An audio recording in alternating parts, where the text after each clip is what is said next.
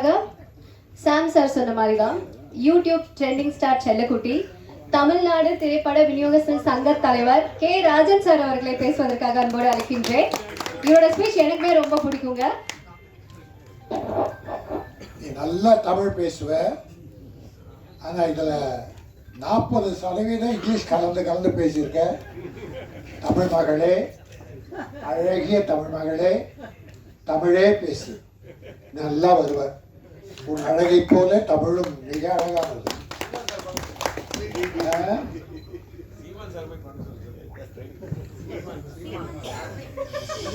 அந்த பேர்லாம் சொல்லி அவ்வளோ மாட்டிருக்காங்க. அதான் யூடியூப் ஆகிடும். அந்த ட்ரெண்டிங்கே நமக்கு வேணாம்.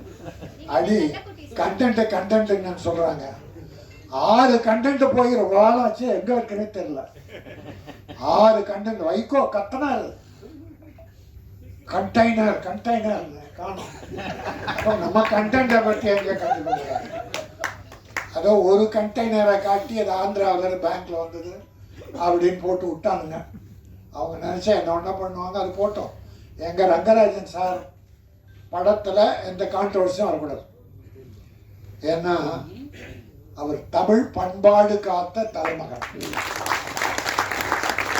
இயக்குநர்கள அருமை சகோதரர் ரவிக்குமார் கூப்பிட்டாரு, பேசினார். அவர்கிட்ட அசிஸ்டண்டா ஒர்க் பண்ண ரவிக்குமார் படம் பாருங்க, பண்பாடு கலாச்சாரம் எங்கேயாவது சிதைவு இருக்கான்னு பாருங்க. அதுபோல ரங்கராஜன் சார் மதர்லேண்டுக்கு 3 படம் பண்ணார். 3மே சூப்பர் ஹிட். இன்னும் அவர் பண்ண படம்லாம் ஹிட்டு. சாங்ஸ் அப்படி தேர்ந்தெடுப்பார். டைட்டில் பூரா தமிழ் டைட்டில் தான் வரும். இது கூட கொஞ்சம் காதல் கொஞ்சம் மோதல், அருமையான அற்புதமான தமிழ் டைட்டில். கொஞ்சம் காதல், இது பெரிய மோதலாக கொஞ்சம் மோதலா இருக்கும். கொஞ்சுவதிலே மோதல் இருக்கும், கொஞ்சம் கூட மோதல் அவர்கிட்ட இருக்காது. நம்ம தாய்மார்கள், பாட்டி, தாத்தா, குழந்தைகள், என் பேர பிள்ளை, பேட்டி எல்லாரும் உட்காந்து பார்த்து ரசிக்கலாம். கே எஸ் ரவிக்குமார் படங்கள்லாம் பார்த்துருக்கோம், செல்லுமணி படங்கள் பார்த்துருக்கோம். கொஞ்சம் கூட விரசம் கூட கம்மியாது, விரசமே இருக்காது. கவர்ச்சி வேணும், அதுக்குன்னு சார் ஆடியன்ஸ். அது கொஞ்சம், அது கூட நாகரிகமா, ஐயோ பாவி படமா எடுத்தான்னு திட்ட அளவுக்கு இருக்காது. ரொம்ப அற்புதமான ஒரு டைரக்டர், வெற்றி பட டைரக்டர். ரொம்ப காலத்துக்கு அப்புறம் இந்த படம் பண்ணியிருக்காரு. ஸ்ரீகாந்த் அழகான ஒரு ஹீரோ. எனக்கு ஒரு 6 மாசமா நான் ஒரு 15 ஆடியோ ஃபங்க்ஷன் கலந்துக்கிட்டேன். ஹீரோ ஹீரோயினி இருக்கவே மாட்டாங்க மேடையில். டைரக்டர் பாவம், ப்ரொடியூசர் பாவம். எங்களை போல ஆளுங்க, நம்ம ஆர் உதயகுமார், பேரரசு சார், பாக்யராஜ் சார், செல்லமணி, இப்படித்தான் பண்ணி அந்த ஆடியோ ஃபங்க்ஷன் முடிப்பாங்க. ஹீரோ ஹீரோயினி அதிகமாக வர மாட்டாங்க. சிலர்லாம் கலந்துக்கிட்டு இருக்காங்க, அவர்களெல்லாம் நன்றி. அதில் ஸ்ரீகாந்துக்கும் அந்த ஹீரோயினி நல்லா அழகாக இருக்கீங்கம்மா, நல்ல காலம், நல்ல படம், அற்புதமான படம். ரங்கராஜ் சார் ராசி மிக்கவர்.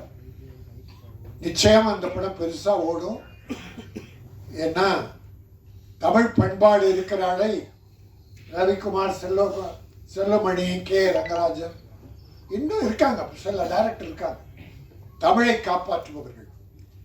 அவங்கெல்லாம் நல்லா இருக்கணும் என்று நான் பணியோடு வேண்டி, நான் இப்போ ஒரு 2 படம் சொல்றேன். அது குற்றமா எடுத்தாலும் சரி, குறையா எடுத்தாலும் சரி, நான் ஒரு தமிழனா அந்த படத்தை பற்றி சொல்றேன், நீங்க தீர்மானிச்சிங்க. இப்பெல்லாம் இந்த குத்துப்பாட்டு, அந்த பாட்டு, டான்ஸுக்கு ஒரு 15-20 டான்சஸ் போடுறாங்க கேர்ள்ஸ். அது பாவாடை தைக்கிறதுக்கு 3 மீட்டர் தேவைப்படும். 3 மீட்டர் பாவாடை எடுத்து 7 இடத்துல கிழிச்சாங்க. கிழிச்சு அதை கட்டி விட்டா அந்த பாவாடை, அது பாவம் ஆடையது. அது பாவாடை அல்ல, பாவம் ஆடை. இப்போ நிறைய படத்துல நம்ம ஜெயிலர் தமனான்னு ஒரு தங்கச்சி பாவம், அந்த போட்டுலயே பிட்டு பிட்டா எதுக்கு கொடுத்தாங்கன்னு தெரியல. எல்லாருக்கும். அப்படி ஒரு நாகரிக கலாச்சாரம். விரசம் வேண்டாம், அது கவர்ச்சி. அதுங்க கவர்ச்சி இருந்தது. ஒரு உடை தொடை வரைகிறது, அது கூட என்ன சார், அதை கூட நாகரிகமா பண்ணிருக்கு. இவர்தான் தமிழர், இவர்தான் தமிழுக்கு வழிகாட்டி, கலைக்கு வழிகாட்டி. இன்னொரு படம் பார்த்தேன் சார், இப்ப சமீபமா ஒரு வாரத்துக்குள்ள ஒரு படம் நல்லா இல்ல, ஒரு படம் ரொம்ப நல்லா போயிட்டு இருக்கு. அந்த தம்பி டைரக்டர் அழகே இல்லை. டிராகன் காலேஜ் ஸ்டூடெண்ட் பூரா காலேஜை கட்டி அடிச்சுட்டு தியேட்டர்ல இருக்கான் சார். அந்த படம் கொஞ்சம் தான் பார்த்தேன், இன்னொரு படமும் கொஞ்சம் தான் பார்த்தேன். அந்த படத்துல ஒரு ஹீரோ, அது வேலை வெட்டி இல்லாத பையன், அப்பா அம்மா அவனுக்கு கல்யாணம் பண்ணணும்னு நினைக்கிறாங்க. சொல்றாங்க, அவன் கிண்டல் பண்றான், வற்புறுத்தி ஓகே சொல்லிடுறாங்க. அப்போ பெண் பார்க்குற வீட்டுக்கு போறான். அந்த மணப்பெண்ணு இல்லை, பார்க்குறான். அவன் வெறுப்பா பார்க்குறான், வேண்டாம் மேரேஜ். கொஞ்ச நேரம் பொறுத்து அந்த பொண்ணு வருது. பொண்ணு பார்த்த உடனே பார்த்தா, அது எடுத்த உடனே, டே என்னடா இங்க வந்திருக்கிற அப்படின்னு கேட்டது. கல்யாணம் பண்ணிக்கிற பொண்ணு. சரி பரவாயில்ல, அப்போ சின்ன வயசுல பழகுனானே, போடா வாடான்னு பேசியிருப்பாங்க. ரைட். இப்போ அவனுக்கு கொஞ்சம் ஆசை, பண்ணிக்கலாம் போல. அடுத்த நாள் அவளை நம்ம ஹோட்டலில் மீட் பண்ணலான்றான்.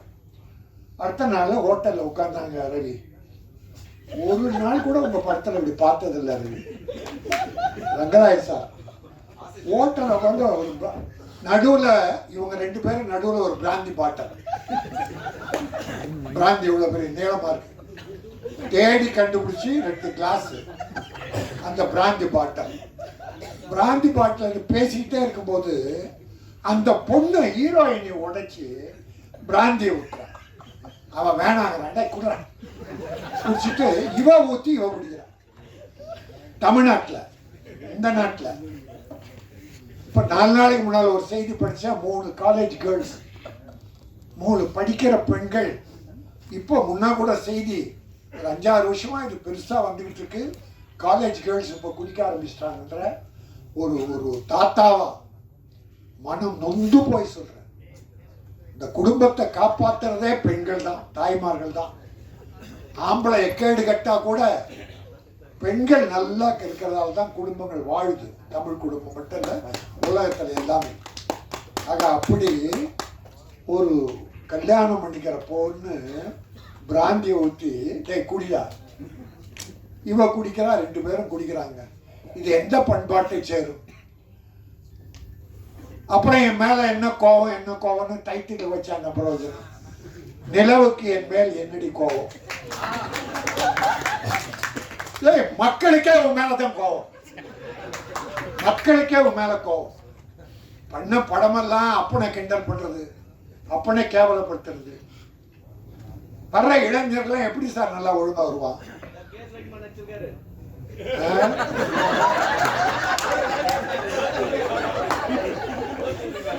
இப்படி எனக்கு ஒண்ணும் இல்லை, கொஞ்சம் நகைச்சுவை ஏதோ பண்ணலாம்.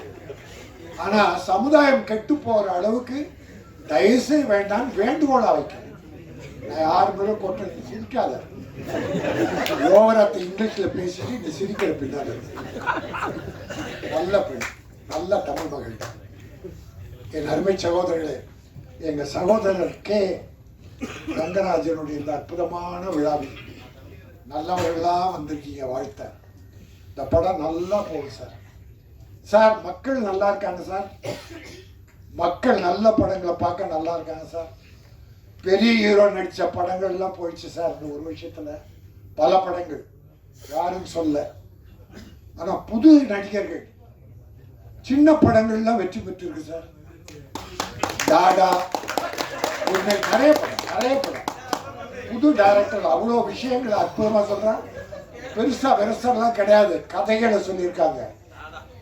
கதைகள் கிராமத்துல இருக்கு சார் கதை. ரவிக்குமார் கிட்ட கேளுங்க, செல்லுமொழி, ரங்கராஜ் சார், நம்ம தெருவில் இருக்கு சார் கதை, நம்ம வீட்டில் இருக்கு சார் கதை. நீ எங்கேயும் ஃபாரின்ல தான் போய் தேட வேண்டாம் சார். தமிழ் பண்பாடு கெடாமல், கலாச்சாரம் சீரழியாமல், நம்முடைய பெண் குழந்தைகள் கெட்டு போகாமல் இந்த கதைகள் மூலமாக நல்ல செய்திகளை மக்களுக்கு சொல்ல வேண்டும். அதை செய்தவர்கள் தான் கே. ரங்கராஜன், ஆர்.கே. செல்லுமணி, என் அன்பு சகோதரர் ரவிக்குமார் போன்ற பல இன்னும் டைரக்டர் இருக்கார். எல்லாரையும் கொண்டு சொன்னேன். ஆக ஏதாவது தவறா பேசுறதா என்னை மன்னிச்சிருங்க. நல்லதை நினைத்து தமிழும் தமிழ் பண்பாடும் கலாச்சாரமும் தமிழ் குடும்பங்களும் மேலும் செழிக்க வேண்டும், நாகரிகம் மலர வேண்டும். உலகத்தில் சிறந்த பண்பாடு மிக்கது தமிழ், தமிழ் பண்பாடு. ஆகவே அந்த தமிழ் பண்பாடை வாழ வைப்போம். கொஞ்சம் காதல், இந்த கொஞ்சம் மோதல் மிகப்பெரிய வெற்றி பெற்று டைரக்டர் மீண்டும் நிறைய படங்கள் பண்ணணும், பல தயாரிப்பாளர் வாழ வைக்கணும். ஏன்னா தயாரிப்பாளர் நம்ம ரவிக்குமார் சொல்லுவாங்க, சௌத்ரி படங்கள்லாம் ஷூட்டிங் வெளியூர் போனால் அவர் ஒரு கணக்கு போட்டு பணம் கொடுத்துருவாராம். கேள்விப்பட்டது, அது உண்மைதான். ரவி கிட்ட பணம் கொடுத்துருவார். இவர் ஷூட்டிங் எல்லாம் முடிச்சுட்டு அந்த கணக்கு போட்டு மீதி பணம் கொடுப்பாராம் சார். பல டைரக்டர் ஊட விட்டு வாங்கிட்டு போயிடும். அது சில. ஆனால் நம்ம ஆளுங்க தயாரிப்பாளர் நல்லா இருக்கணும் என்ற எண்ணத்தோடய டைரக்ட் பண்ற டைரக்டர்கள் இங்கே உட்காந்துருக்காங்க. சினிமா வாழும். என்னுடைய ரமேஷ் கண்ணா சொல்லலை, அருமை ரமேஷ் கண்ணா, நம்முடைய அந்த எங்க சச்சு பாசம் மிக்க ஒரு சகோதரி, திரையுலகில் ஒரு அவ்வளோ அன்பு. எங்கேயோ நிற்கிறேன், ரொம்ப நாள் ஆச்சு நாங்கள் பார்த்து. ராஜன் சார், அது குடும்ப பாசம், சினிமா பாசம். இந்த பாசமும் நேசமும் நெருங்கி இருக்கிற போது சமுதாயம் மலரும். இப்படிப்பட்ட நல்ல திரைப்படங்கள் வர வேண்டும். என்னுடைய கேமராமேன், ஊடக நண்பர்களே, இந்த படம் நல்ல படம். அதனுடைய கேமரா ஃபர்ஸ்ட் கிளாஸ், கேமரா அற்புதம். இன்னும் ஒன்று சொல்ல மறந்துட்டேன், இந்த மியூசிக் டைரக்டரை நான் 20 வருஷத்துக்கு முன்னாலே என் படத்தில் போட்டேன் 5 பாட்டு. ஆர்கே எங்கள் செல்வமணி ஞாபகம் தான் வரும்.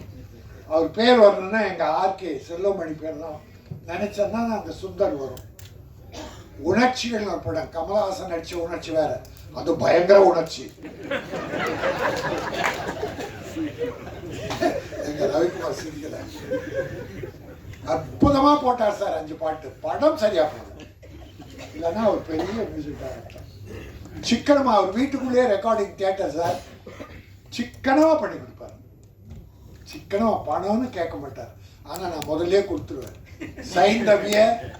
சைந்தவி இந்த படத்தில் தான் இன்ட்ரோடியூஸ் பண்ணோம், முதல் படம். என்ன அப்புறம் மாலதி, லட்சுமி சொல்லி, மனோரமா ஆட்சிக்காக மனோரமா ஆட்சி ஒரு பாட்டு பாட வச்சார், கண்ணீர் விடும். அவ்வளோ பெரிய அற்புதமான டைரக்டர். இன்னும் நேரம் வரல அவருக்கு, இன்னும் நேரம் வரல, வரும். இந்த படத்தின் மூலம் எங்க ரங்கராஜன் மூலமாக அவருக்கு ஒரு நல்ல நேரம் வரும். கொஞ்சம் காதல், கொஞ்சம் மோதல், தமிழக மக்கள் நெஞ்சத்தில் கொஞ்ச வேண்டும், பெரிய வெற்றி பெற வேண்டும். தயாரிப்பாளர் மாணிக்கம் இந்த படத்தின் மூலமாக மேலும் பல படங்கள் தயாரித்து தமிழ் திரையுலகை வாழ வைக்க வேண்டும். நன்றி. நன்றி சார். ஸோ அடுத்ததாக எங்கேயும் எப்போதும் 2011ல் இந்த படத்தில் சாங் வந்து பிளாக் பஸ்டர் ஹிட் கொடுத்தவர். அண்ட் அதை தொடர்ந்து பல படங்களுக்கு வந்து ஹிட் சாங்ஸ் கொடுத்த மியூசிக் கம்போசர் அண்ட் பிளேபேக் சிங்கரான சி. சத்யா அவர்களை பேசுவதற்காக அன்போடு அழைக்கின்றேன்.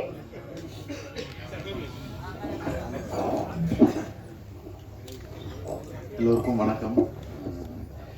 ஆக்சுவலாக இந்த மியூசிக் லான்ச்சுக்கு நான் வந்தது காரணமே என்னுடைய மிக வெரி க்ளோஸ் ஃப்ரெண்ட் ஆர்கே சுந்தருக்காக தான்.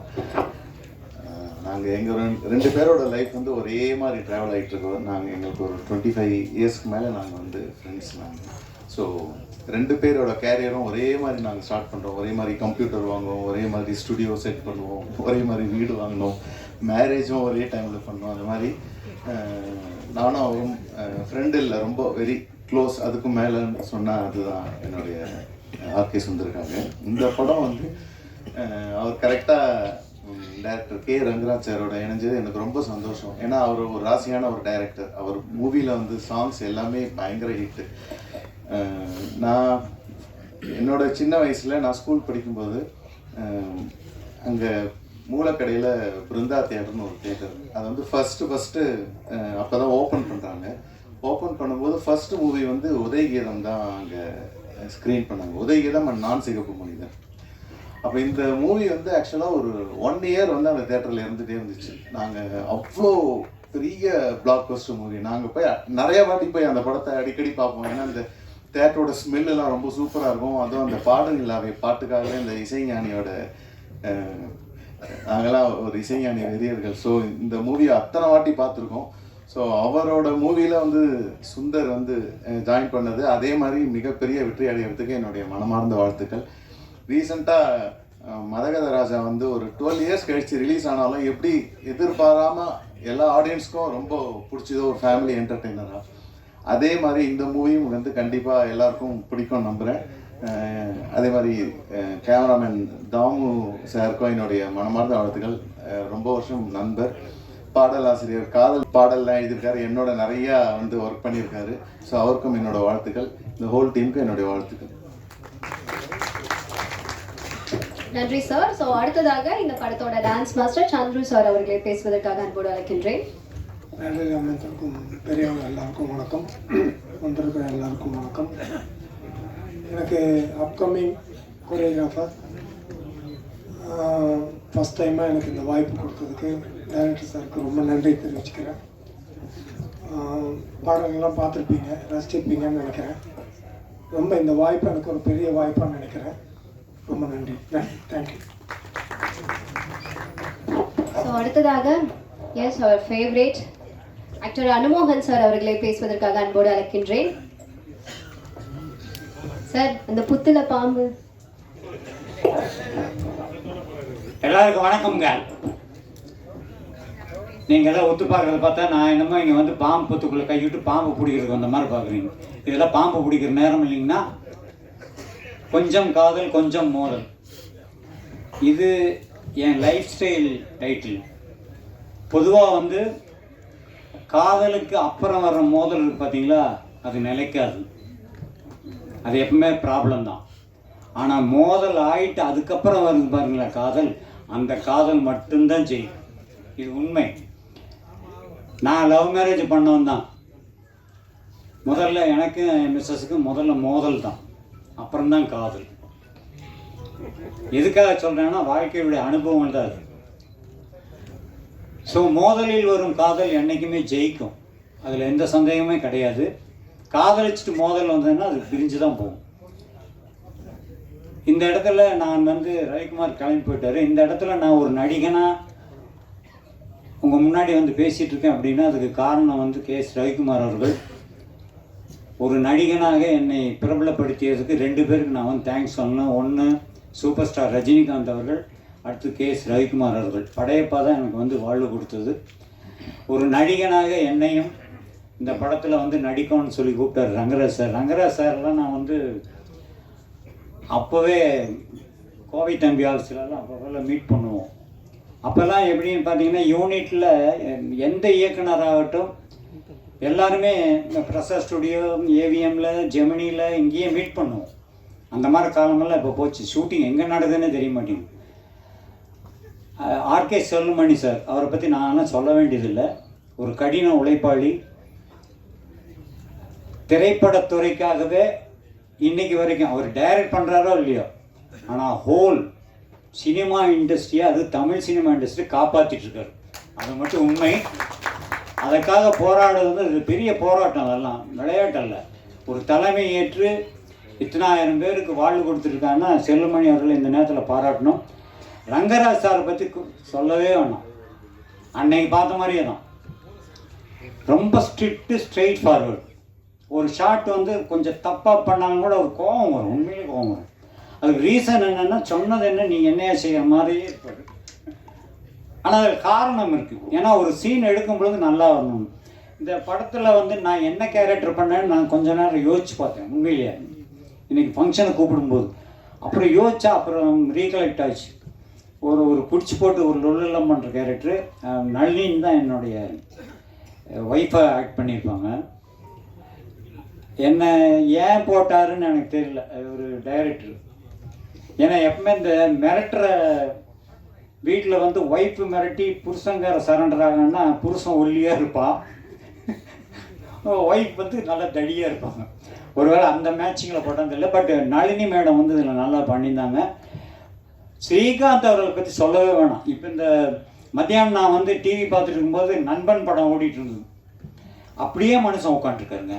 அதே மாதிரி கொஞ்சம் கூட மாறுதலே இல்லை. இதெல்லாம் வந்து காடு கிஃப்ட்டு.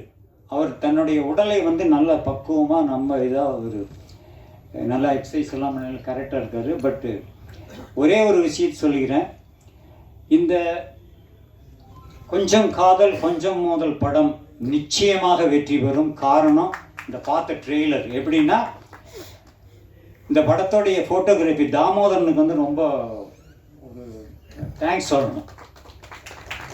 நல்ல சூப்பர் ஃபோட்டோகிராஃபி. இரண்டாவது இந்த படத்தில் நடித்த எல்லாருமே சாம்ஸ் எல்லாம் வந்து கேட்கவே வேணாம். இங்கே மைக்கை பிடிச்சி என்ன லொல்லு பேசிட்டு இருந்தாரோ அதே தான் ஷூட்டிங்கில், அதே தான். ரமேஷ் கண்ணாவும் அப்படி தான். ஸோ இந்த யூனிட்டை பொறுத்த வரைக்கும் எல்லா நடிகைகளும் சூப்பராக பண்ணியிருக்காங்க. ஹீரோயின் நல்லா சூப்பராக பண்ணியிருக்காங்க. இயக்குனர் அவருடைய கடமையை நல்லா செஞ்சுருக்கார். அதை விட அவர் வந்து ஒரு மாபெரும் வெற்றி இயக்குனர். ஒரு இடைவேளைக்கு பிறகு மீண்டும் என்ட்ரி கொடுத்துருக்காருன்னா அதுக்கு ஒரே ரீசன் சொல்கிறேன். தமிழ் திரைப்படங்கள், இந்த கலைத்துறை இந்த ஆண்டு மிக சிறப்பாக இருக்கும். அதுக்கு காரணம், நீங்கள் ஜோசியத்தை நம்புறீங்களோ இல்லையோ, நான் ஜோசியம்லாம் படித்தேன்னா அதனால் நான் சொல்கிறேன். ராகு கேது பயிற்சி, குரு பயிற்சி, சனி பயிற்சி தமிழ் திரை உலகத்தை மீண்டும் இமயமலை உயர்த்தும். அது எந்த படம் வந்தாலும் நல்லா போகும். நம்மளுடைய திரைக்கலைஞர்கள் அத்தனை பேருமே மறுபடியும் ஒரு ரவுண்டு கட்டுவாங்க, சூப்பராக ஹிட் அடிப்பாங்க. அதே போல் இந்த படமும் மாபெரும் வெற்றி அடைய எல்லாம் வல்ல இறைவனை வேண்டி விடைபெறுகிறேன். நன்றி, வணக்கம். நன்றி சார். ஸோ அடுத்ததாக ப்ரொடியூசர் ராஜேந்திரன் அவர்களை பேசுவதற்காக அன்போடு அழைக்கின்றேன்.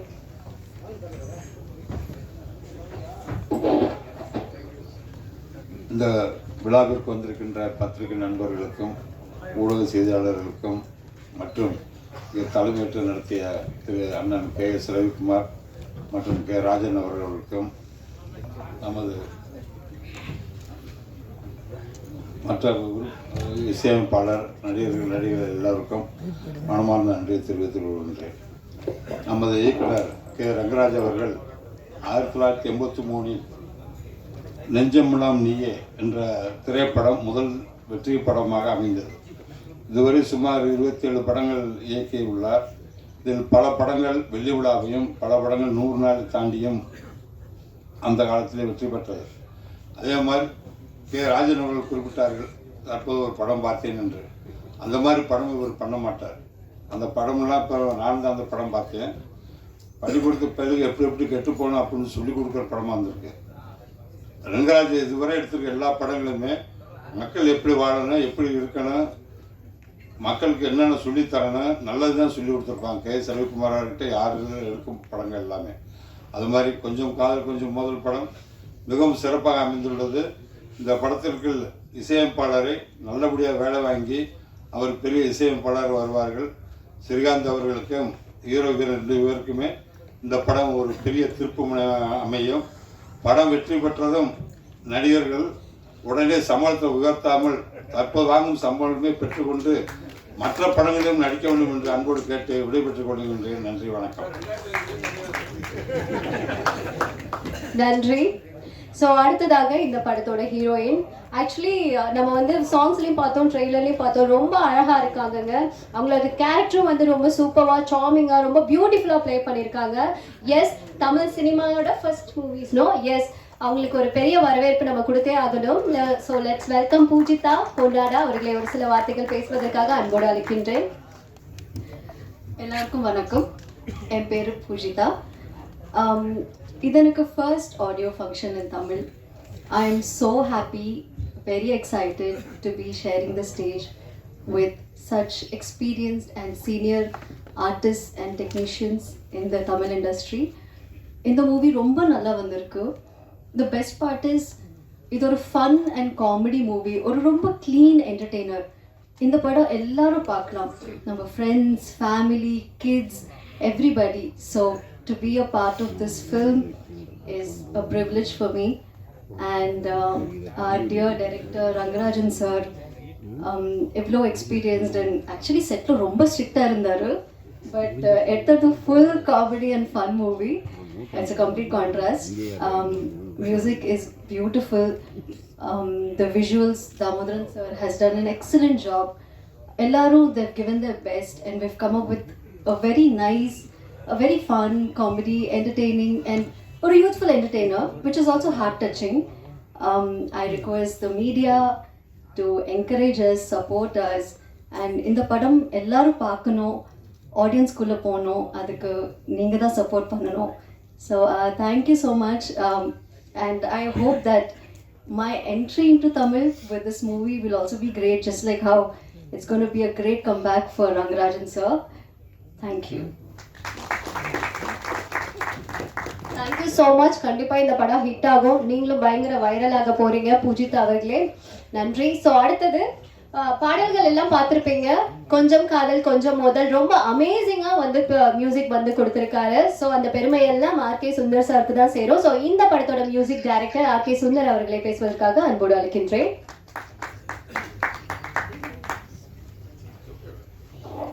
அனைவருக்கும் வணக்கம்.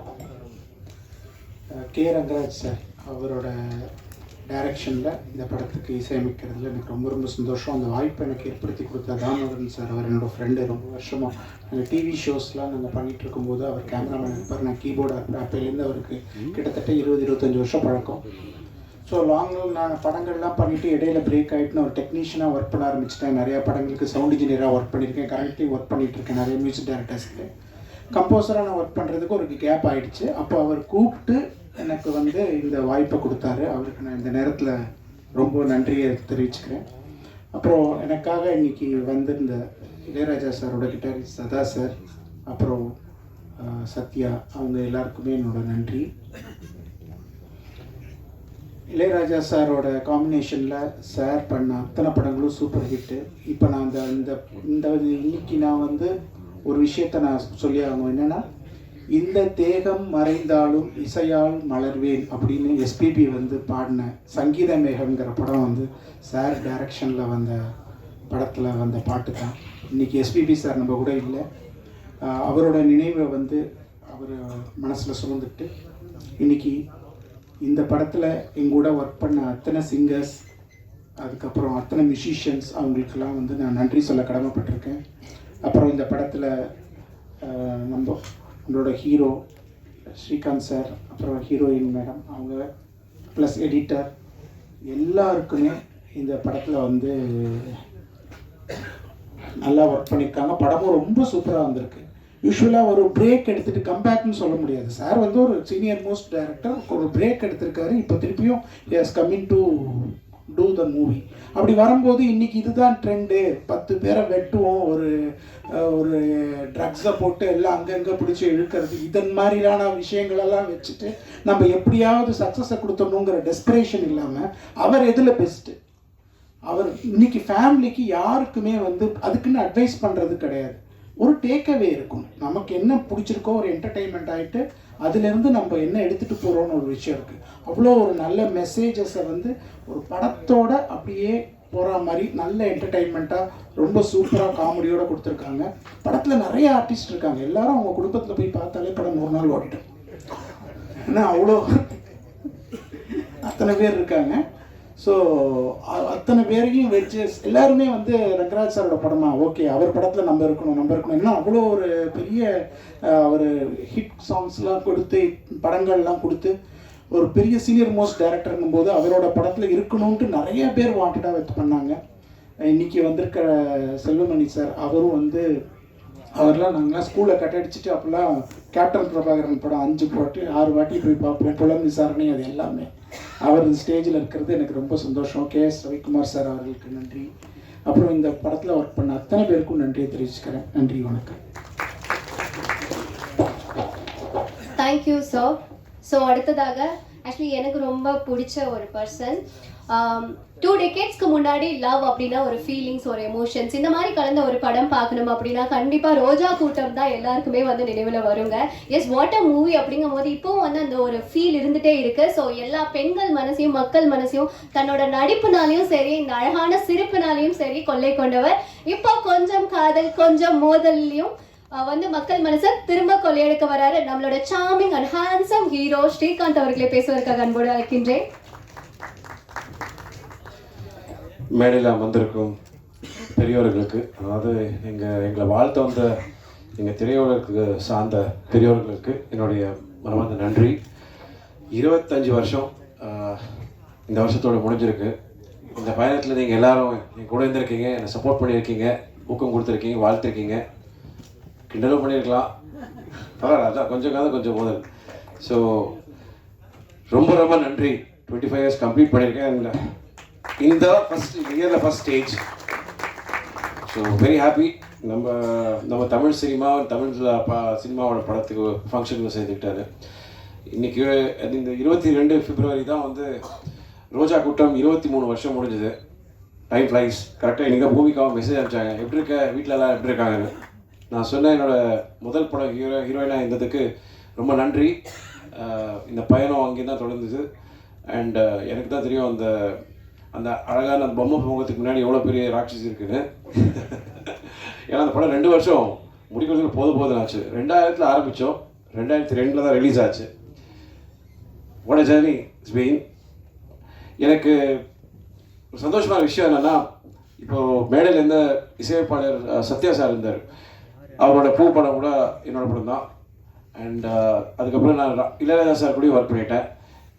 நீங்கள் பார்த்தீங்கன்னா நம்ம மியூசிக் டைரக்டர் சுந்தர் சாரும் பாருங்கள். சரி, ஐ ஒர்க் வித் எவ்ரிபடி. அதே மாதிரி தான் சுதா கோங்கராவும் சரி, கேவிஆர் இருந்தோ சரி, அதே மாதிரி தான் ரங்கராஜன் சாரும். I take this pleasure and honour. எல்லா ஏஜ் குரூப்ஸ்லையும் எல்லாருக்குமே ஒர்க் பண்ணியிருக்கேன். ட்ரஸ்ட் மீ, சமீப காலத்தில் ஒன்று நடந்துச்சு. ஒரு மாபெரும் வெற்றி கொடுத்த ஒரு இயக்குனர். அதுக்கு முதல் படம் வந்து நான் அவரோட முந்திரி படம் பார்த்து ரசித்து அவர் கூட ஒர்க் பண்ண போனேன். 8 மணி கால் ஷீட்னாங்க. நான் வழக்கமாக 7:45 7:30 இருப்பேன். லொக்கேஷன் சார்ஜஸ் மட்டும் 10 லட்சம் ரூபா. வெளிநாட்டில் 3:30 மணி சாயந்தரம் வந்தார். 7 o'clock 6:30 இருப்பார்.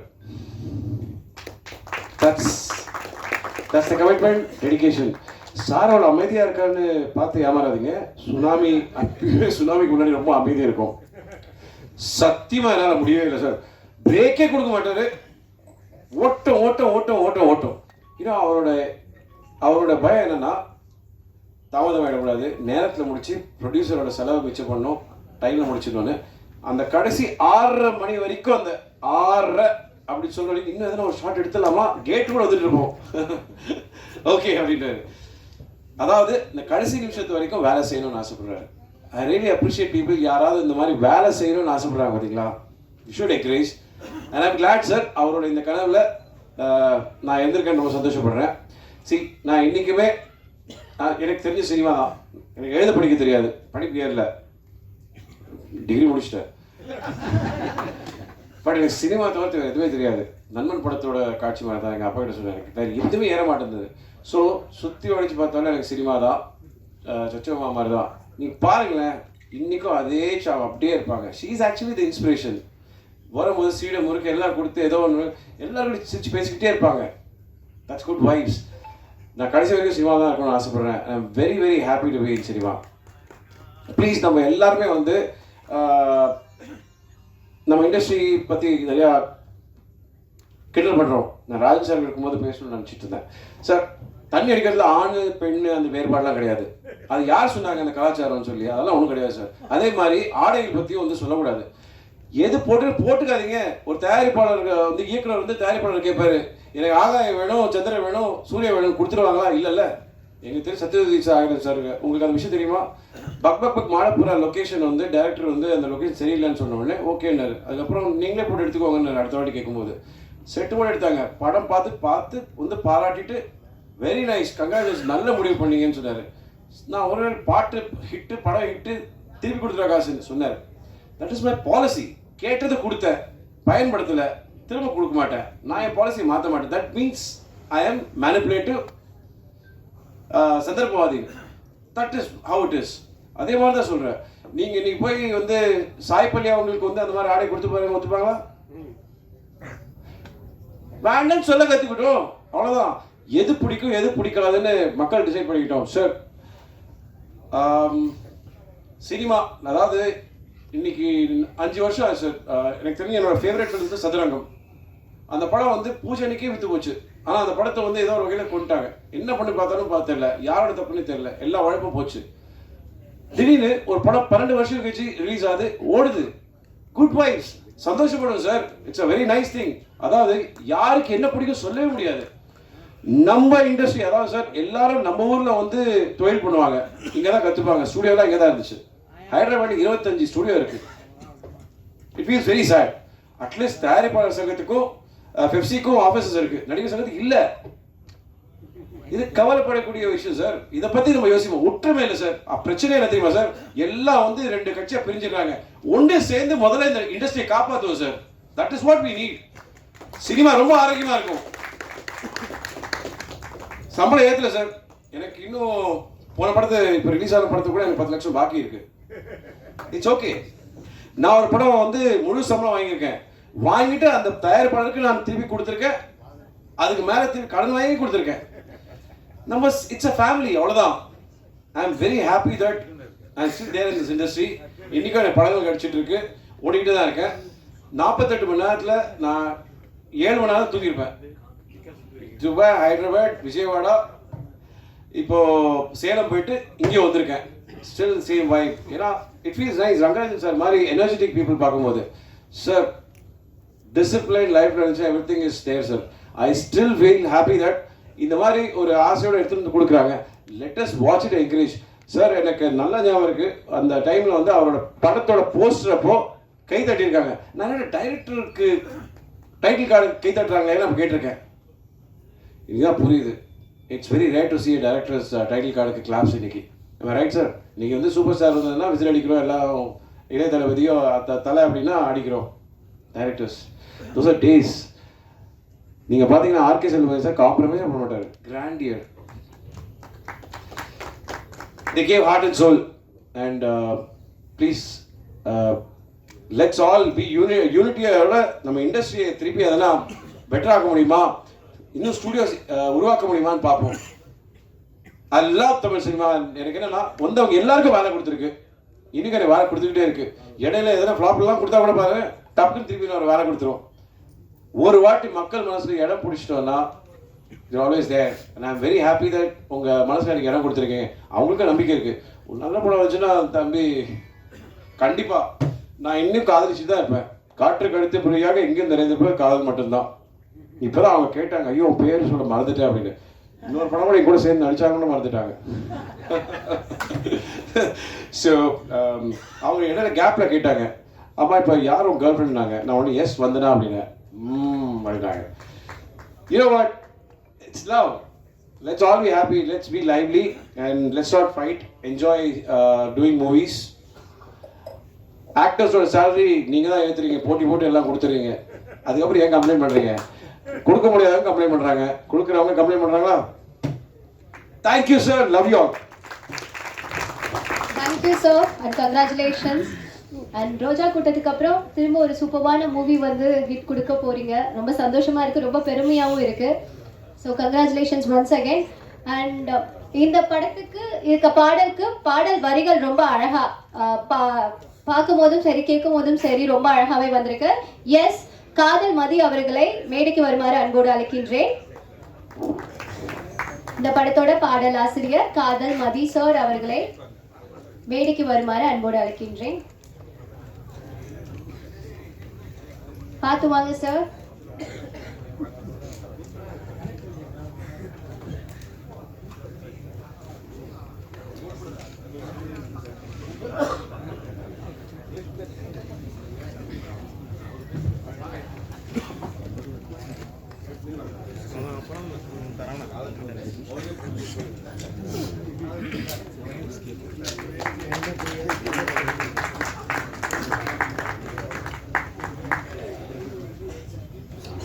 அடுத்ததாக பெப்சி தலைவர் அண்ட் திரைப்பட இயக்குனர் எல்லாருக்குமே தெரியும்.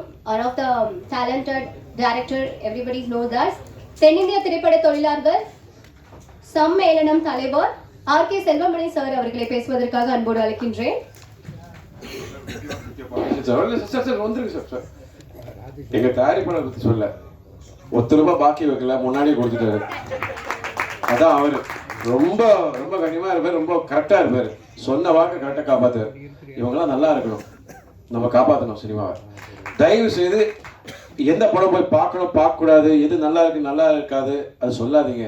நல்லது கெட்டது போய் அவங்கள தெரிஞ்சுக்கிட்டோம். 4 பேர் நல்லா இருந்தாங்கன்னா 4 குடும்பம் நல்லா இருக்கும். Please do that please.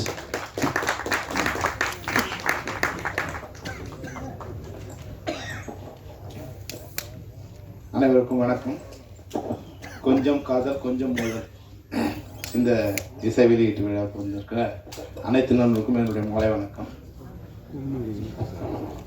நான் இப்போ தான் ஸ்ரீகாந்த் மேடையில் பேசி நான் பார்க்குறேன். இது போல் திரையில் இருந்தால் நீ தான் சூப்பர் ஸ்டாராக இருப்பப்பா.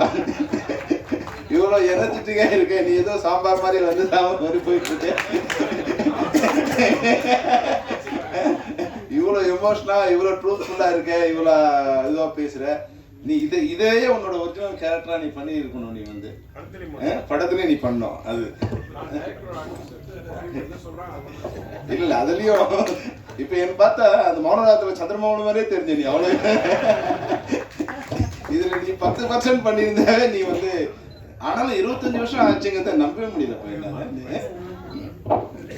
அதனால நான் வந்து ஸ்ரீகாந்தோட ஒரு படம் பண்ணணும். நான் வந்து பண்ணேன் 2002 வந்து நான் கூப்பிட்டு ஒரு படம் பண்ணுறதுக்காக கூப்பிட்டு பேசியிருந்தேன்.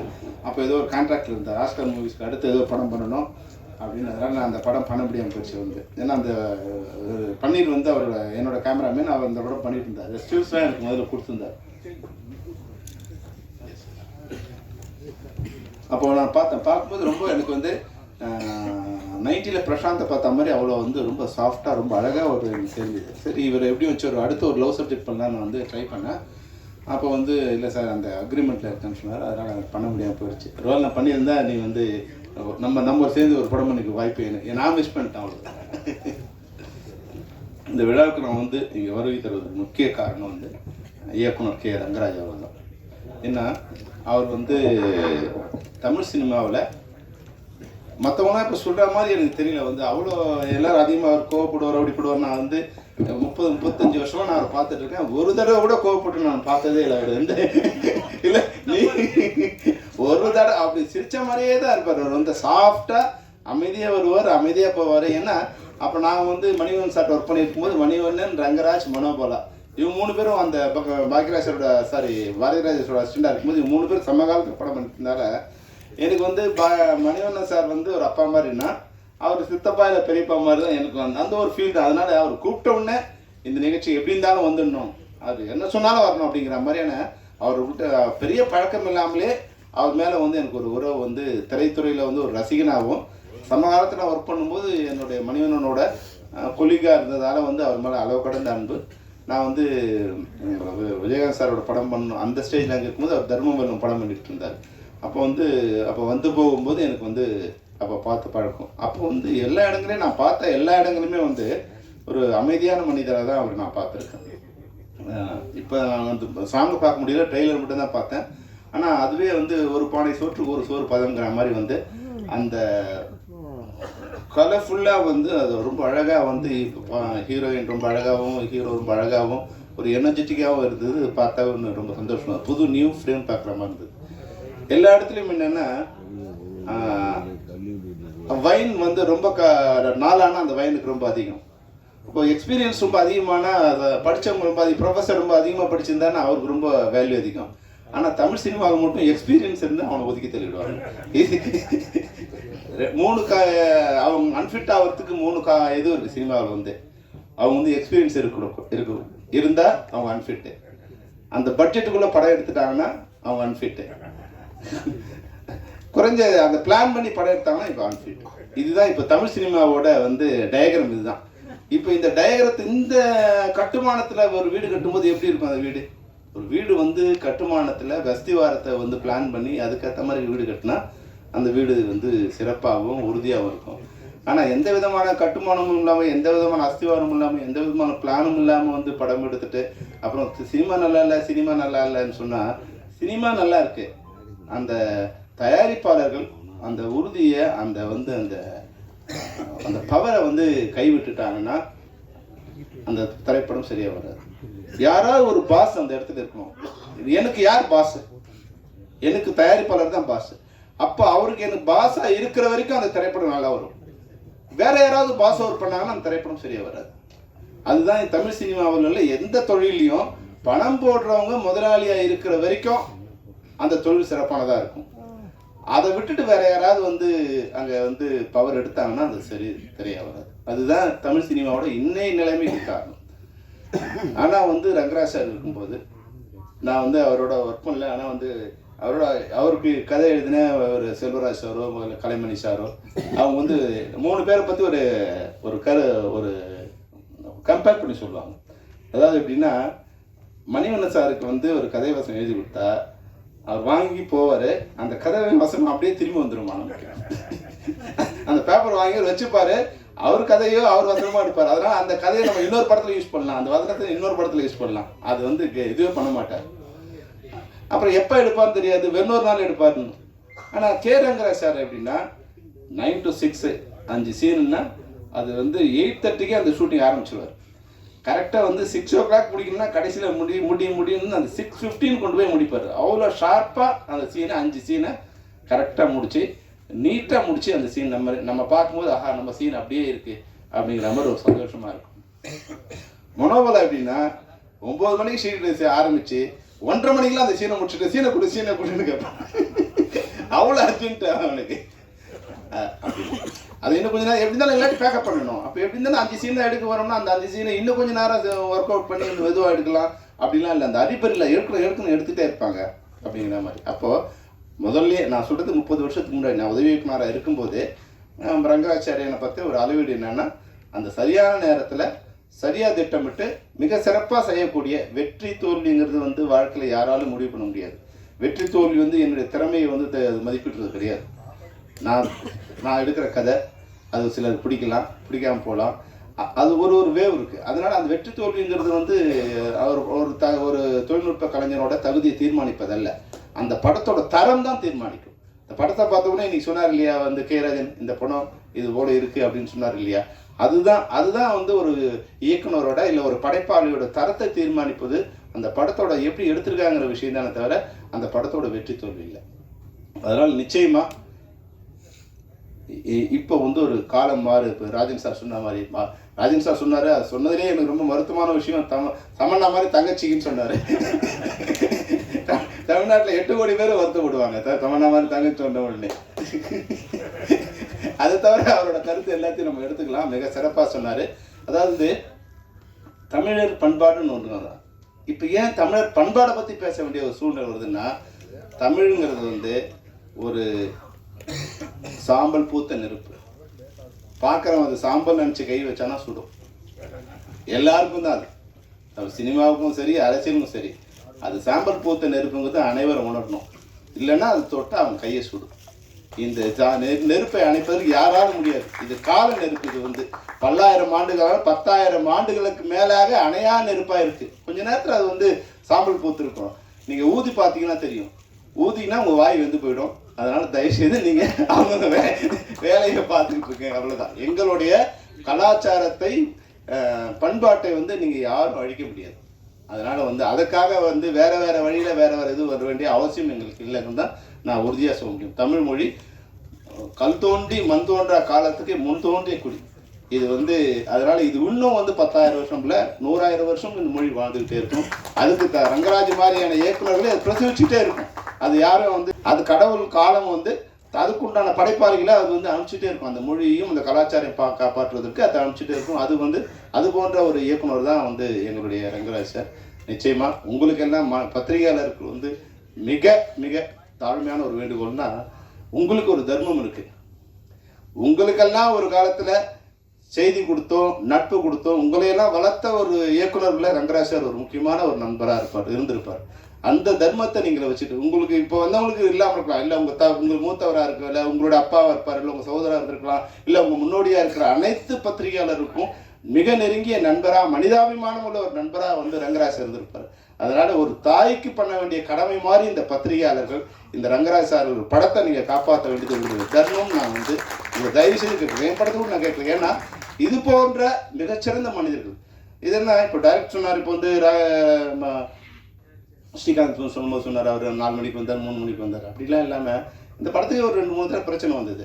அது வரும்போது தயாரிப்பாளரை விட மிக அதிகமான நேரம் வந்து அதுக்காக காத்திருந்து அதை சரி பண்ணி அந்த படத்தை முடிக்கணுங்கிறத மிக சிரத்தை எடுத்து வந்து ரங்கராஜ் சார் வந்து பண்ணார். டைரக்டராக மட்டும் இல்லை, அவர் தயாரிப்பாளராகவும் வந்து அந்த படத்துக்கு உண்டான வேலையை பண்ணும்போது இது போன்ற இயக்குநர்களை நீங்கள் வளர்த்தீங்கன்னா தமிழ் சினிமா நல்லா வரும். 4 மணிக்கு வரவங்களை வச்சு நீங்கள் படம் எடுத்துகிட்டு படம் நான் நஷ்டம் அடைஞ்சேன், ரோட்டுக்கு வந்துட்டேன்னா நீ சரியான ஆட்களை, திறமையான ஆட்களை கண்டுபிடிச்சி அவங்களுக்கு வந்து அந்த டெக்னீஷியனை கண்டுபிடிச்சி அவங்களுக்கு படம் கொடுக்கணும். சும்மா வந்து நாளைய இயக்குநர்லேருந்து வந்துட்டாங்க, இல்லை வந்து அவர் வந்து ஷார்ட் ஃபிலிம் எடுத்து கொடுத்தார், எல்லாம் ஓகே. நான் வந்து அவர் வர வேணாம்னு சொல்ல. புதிய ரத்தம் வந்தால் தான் உடல் வந்து இயங்கிக்கிட்டே இருக்கும், புதிய நீர் வந்தால் தான் நதி ஓடிக்கிட்டே இருக்கும், இல்லைன்னா அழுகி குட்டையாக போயிடும், அது வேறு விஷயம். ஆனால் வர்றவங்க வந்து அது வந்து புதிய நதியாக வருதா, இல்லை சாக்கடை தொழிற்சாலையில் வந்து வெளியேற்றப்பட்ட கழிவு நீராங்கிறத நீங்கள் முதல்ல தெரிஞ்சுக்கணும். வர்றவர்களை அவரோட திறமையை சோதிச்சு. இன்னொரு பெரிய விஷயம் என்னென்னா, கதை சொன்னால் ஒருத்தர் டைரக்டர் ஆகிட்டுறதுங்கிறது இந்த தமிழ் சினிமாவில் பெரிய சாபமாக. கதைக்கும் டைரக்டரும் சம்மந்தமே இல்லைங்க. கதை சொல்கிறவன் கதாசிரியர், கதை சிறப்பாக சொல்கிறவன் இருப்பான், அது விஷயமே இல்லை. அந்த சொல்றப்பட்ட கதையை வந்து எப்படி வந்து ஸ்க்ரீனுக்கு கொண்டு வருது, அதுக்குண்டான காட்சிகளை எப்படி அமைக்கிறது, அதுக்குண்டான பின்புலத்தை எப்படி அமைக்கிறது, அதுக்குண்டான நடிகளை எப்படி கொண்டு வருது, இதுதான் டைரக்டரோட வேலையை தவிர இவன் கதை சொன்னாலும் டைரக்டர் ஆகிட்டு தமிழ் சினிமாவை கெடுத்துட்டே இருக்காங்க. இப்போ ரங்கராஜ் சார் பண்ணுறதுல நிறைய கதைகள் வந்து அவர் பண்ண கதை இல்லை, வெளியேந்து கதை வாங்கி பண்ணதான் வந்து இன்னைக்கு மிக பிரம்மாண்டமான இருக்குது. அப்போ இயக்குநர்களுக்கே வந்து ஒரு நோய் இப்போ வந்துடுச்சுன்னா, ஒரு கதை சொல்லியிருக்கேன் சார், அவர் ஓகே பண்ணால் டைரக்டர், கதை ஓகே பண்ணால் எப்படியா டைரக்ட் பண்ண முடியும் சொல்லுங்க. நீங்கள் கார் வாங்கினவங்களாம் டிரைவர் ஆக முடியாது இல்லையா? டிரைவிங் தெரிஞ்சவன் தான் டிரைவர். கார் வாங்கிட்டா டிரைவர் நம்ம கொடுக்கறது இல்லை. அப்போ எல்லாத்துக்கும் தராதரம் பார்த்து நம்ம பண்ணுறவங்க வந்து டைரக்ஷன் கூட இன்னைக்கு வந்து அவங்களுடைய இது எப்படி கொண்டு வர, அந்த ஆன் பட்ஜெட்டில் கொண்டு வர முடியுமா? ஒரு கதையை வந்து மணிரத்னம் சார் வந்து பொன்னியின் செல்வனை வந்து 120 நாளில் 2 பார்ட்டு படம் முடிஞ்சுது, மொத்தம் வந்து 1000 நாள் ஷூட் பண்ணணும். அப்போ அவங்களால எப்படி முடியுது? அப்போ அது போன்ற திறமை மிக்க இளைஞர்களை இல்லை படைப்பாளிகளை தேர்வு செய்து தமிழ் சினிமா வர வரைக்கும் தமிழ் சினிமா வாழ்ந்துகிட்டே இருக்கும், அதில் எந்த பிரச்சனையும் இருக்காது. அது போன்ற இயக்குநர்கள் ஒருத்தர் வந்து எங்களுடைய இயக்குனர் ரங்கராஜ். அது போன்ற பேர்லேயே மாணிக்கமாக இருக்கார் ஒருத்தர். இந்த மேடையில் என் படம் இந்த ஆடியோ ரிலீஸ்க்கு முன்னாடி என் சம்பளத்தை கொடுத்துட்டாருன்னு சொன்ன ஒரே தயாரிப்பாளர் பேர் வந்து மாணிக்கம் தான். பேரில் மட்டும் மாணிக்கம் இல்லை, நீங்கள் மாணிக்கமாகவும் இருக்கீங்க. அந்த வகையில் இந்த தயாரிப்பாளரோ ரங்கராஜ் சார் வந்து தனக்கு ஒரு வாழ்க்கை வந்தது, தான் மேலே வந்துடணும் அப்படின்னு நினைக்காம அவர் சூஸ் பண்ண எல்லா டெக்னீஷியனும் பாருங்க, எல்லாருக்குமே இந்த படம் ஒரு வாழ்க்கை தர படமாக வந்துருக்கு. தனக்கு ஒரு வாழ்க்கை வரும்போது தன்னோட சேர்ந்த எல்லாரையுமே, இல்லை தன்னை போல இருக்கிற எல்லாருமே தேர்ந்தெடுத்து ஒரு கொடுக்குறது. அப்பா நானே இப்போ தான் படம் பண்ண போகிறேன், உங்களெல்லாம் எப்படி நான் சான்ஸ் கொடுக்குறதுன்னா இன்னைக்கு சொல்லுவாங்க. ஆனால் அது போல இல்லாமல் எல்லா கலைஞர்களையுமே, எல்லா தொழில்நுட்ப கலைஞர்களுமே திறமையானவங்களை வந்து அவங்க வந்து மார்க்கெட் இல்லைங்கிற காரணத்துக்கெல்லாம் அவங்க நிராகரிக்காமல் யார் திறமையானவங்களோ, தாமோதர்லேருந்து ஆர்கே சுந்தர்லேருந்து எடிட்டர்லேருந்து எல்லாரையுமே வந்து தேர்ந்தெடுத்து உங்களுக்கு வந்து கொடுத்துருக்காருன்னா அது ரங்கராஜ் சாரோட நம்பிக்கை, தைரியம். அதுக்கு வந்து துணை போன திரு மாணிக்கம் அவர்களுக்கு எங்களுடைய வாழ்த்தை தெரிவிக்கிறேன். அதுபோல் வந்து நிச்சயமாக ஹீரோயின் உண்மையிலே ரொம்ப அழகாக இருக்காங்க. அவங்க படத்திலோட நேரில் பார்க்க அழகாக இருக்காங்க. அதுக்கு நீங்கள் கொஞ்சம் எங்களோட கார்டியலாக இருக்கணும். நீங்கள் இந்த படம் முடிச்சிங்கன்னா ஒத்துக்கிட்டிங்கன்னா எப்படியாவது கொஞ்சம் ஃப்ரிக்ஷன் இல்லாமல் அதை வந்து படத்தை முடிச்சு கொடுத்துடணும். நீங்கள் உங்களோட வாழ்க்கை வந்து ரொம்ப நாள் இருக்குது, இப்போ தான் நீங்கள் என்ட்ரி ஆகிருக்கீங்க. இது இப்போ ஏன்னா என்னோட ஒய்ஃபுக்கு வரும்போது அது மாதிரி ஒரு பிரச்சனை வந்துருச்சு. இங்கேயும் அங்கேயும் கால் ஷீட் கொடுத்துட்டு 2 படத்தையும் பண்ண முடியாமல் இருக்கும்போது அது தகராறு இல்லாமல் பண்ணிக்கணும். 2 பேரையும் ஹர்ட் பண்ணாமல் வந்து அதை ஸ்மூத் பண்ணிக்கிற மாதிரியான மேனேஜர் இருக்கணும். அவங்க நமக்கு வந்து மேனேஜர் வந்து உங்களோட அதிகமாக வந்து ஓவர் ஆக்ஷன் பண்ணக்கூடாது. அவங்க கொஞ்சம் அன்பாக இருந்து மேனேஜர் இருக்காங்களா இங்கே,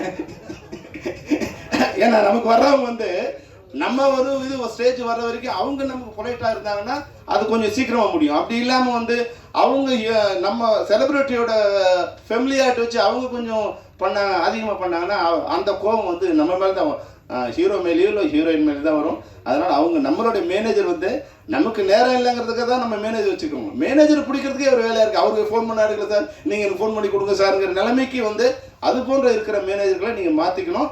எந்த பெரிய தயாரிப்பாளரோ சின்ன தயாரிப்பாளரோ அவங்க கூப்பிட்டு அவங்களோட இது காலுக்கு வந்து நீங்கள் அவைலபிள் இல்லாமல் இருக்கலாம், ஆனால் உங்கள் மேனேஜர் வந்து அவைலபிளாக இருந்தே தீரணும். அது மாதிரியான மேனேஜர்களை தான் நீங்கள் வச்சுக்கணும். அப்போ தான் வந்து இந்த படம் சிறப்பாக இருக்கும். நீங்கள் உண்மையிலே ரொம்ப அழகாக இருக்கீங்க. நிச்சயமாக நீங்கள் உங்களுக்கு தமிழ் சினிமாவில் ஒரு பெரிய எதிர்காலம் இருக்குது. அதுபோல் வந்து தம்பி சகோதரர் ஸ்ரீகாந்த் வந்து ஒரு படம் 2-3 படத்துக்கு ஹீரோயின் அவர் தான் என்னோட இது ரெக்கமெண்ட் பண்ணாருன்னாங்க. அவங்க வந்து ஹீரோயினுக்கு உங்கள் பின்னாடி ஒழிக்கக்கூடாது. அதான் வந்து ரெக்கமெண்ட் பண்ணலாம், பரிந்துரைக்கலாம், ஆனால் யார் பின்னாடி யார் ஒழிக்கக்கூடாது. அந்த டைரக்டருக்கு அந்த ப்ரொடியூசருக்கு அவங்க கொடுக்க வேண்டிய வேல்யூ கொடுத்துட்டே இருக்கணும்.